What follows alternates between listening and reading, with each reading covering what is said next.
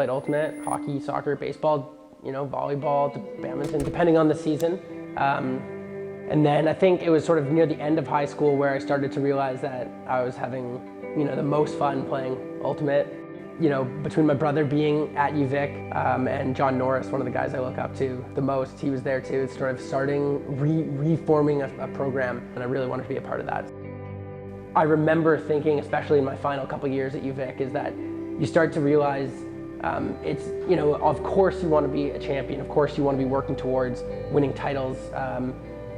As time goes on, when you're at that program, you start to think about a bit broader, the program as a whole, and you want to make sure that program is in a great spot. So what you can do day in, day out, season in, season out, to leave the jersey in a better spot than when you showed up.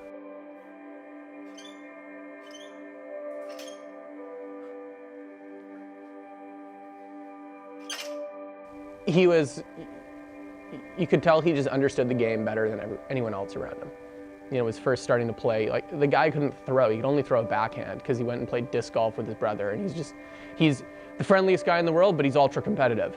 And he couldn't handle the fact that his brother could, crush him in disc golf. Now I think the tables have probably turned at this stage. And it speaks volumes that he's, played the World Games team for Canada last year.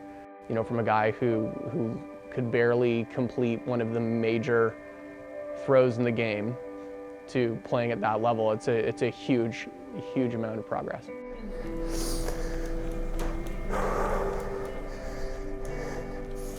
And then Norris was telling me, you've got to go to Furious tryouts.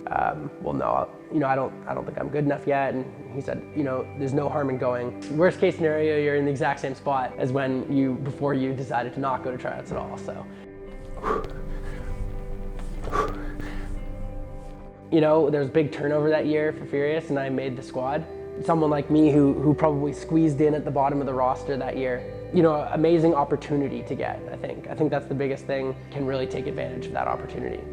I think when I think about Kevin and I think about legacy, Kevin was given the team at probably the hardest time in our team's history so far. Generations of players have joined and left the team, and Kevin's been that constant. The legacy from Kevin is that the team will continue on, probably in a stronger position.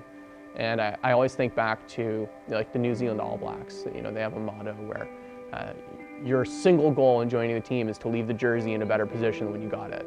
And undoubtedly, Kevin has done that and will do that.